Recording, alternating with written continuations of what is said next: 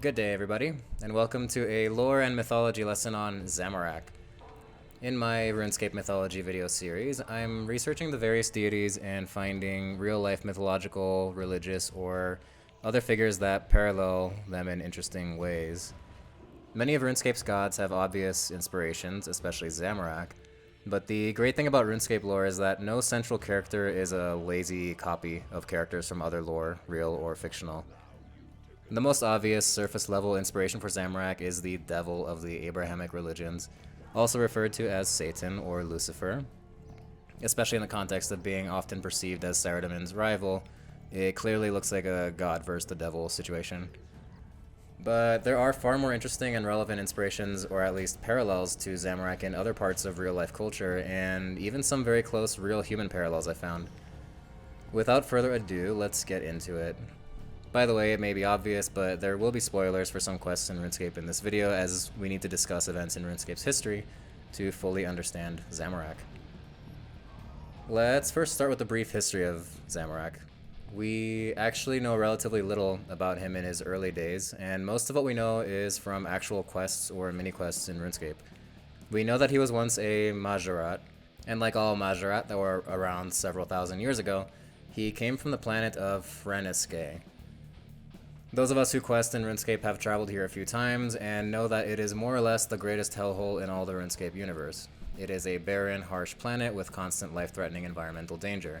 So, although Majorat can potentially live for thousands of years, as many do on Gielinor now, they typically only lived a few hundred years on Freniske because it sucks there. Anyway, the story of Freniske and the Elder God Ma could be its own entire video, but the important part for us here is that one day, the gods Icthalarin,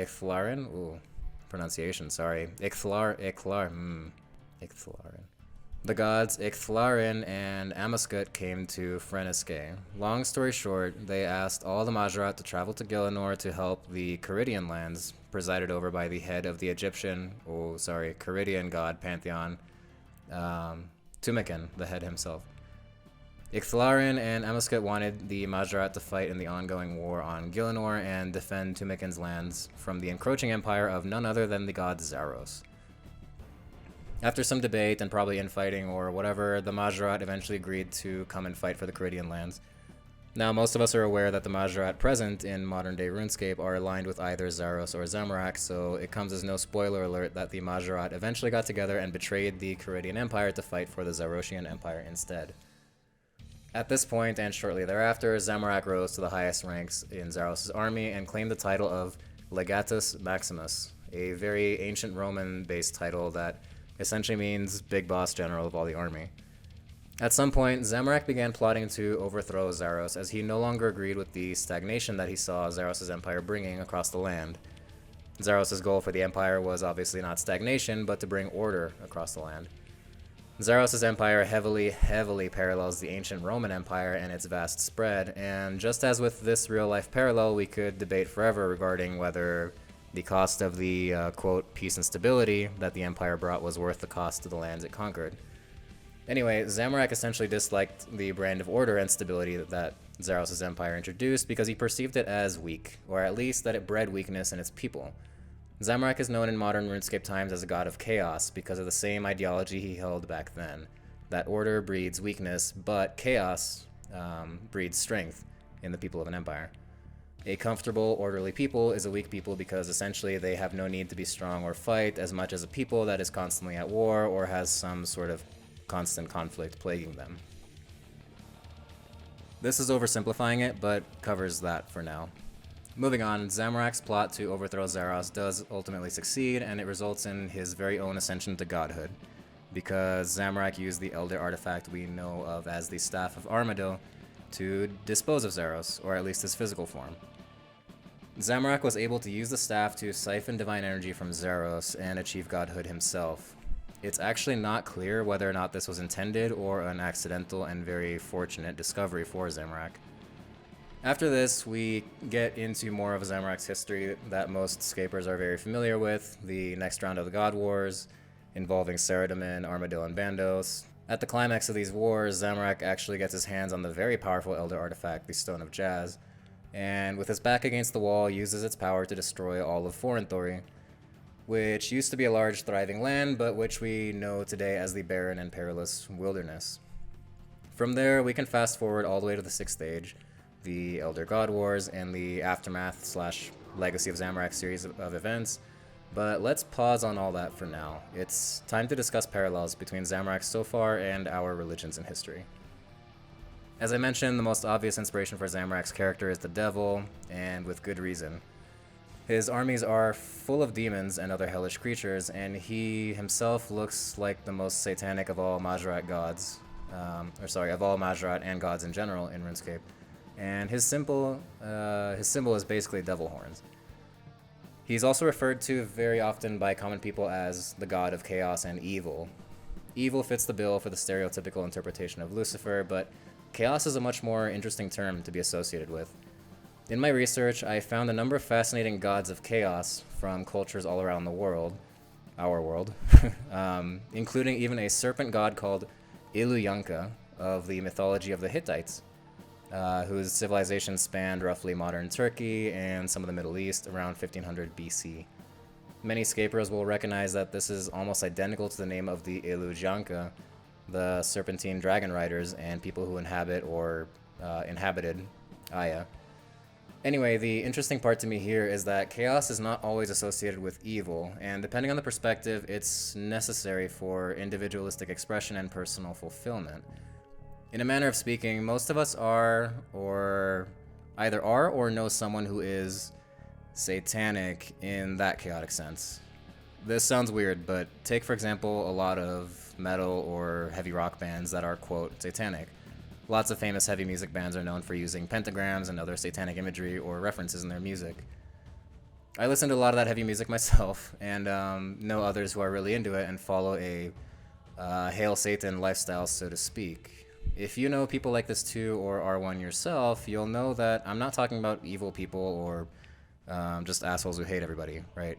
Satanic in this context really refers to a sense of individualism that is chaotically inspired and brought about. So someone who is eccentrically artistic, for example, would fit this description. And partially, in my opinion, satanic is used to describe this ideology because it directly opposes the very rigid and organized major world religions, which historically inhibit individualism in many ways, and do this in order to maintain order and control over populations. This is greatly simplifying religion as a whole now, but I don't want to get too much down that road. The reason I mention all this is because Zamorak has this similar individualistic forward ideology, but is much more warbound, and mostly focused on that aspect of individual strength.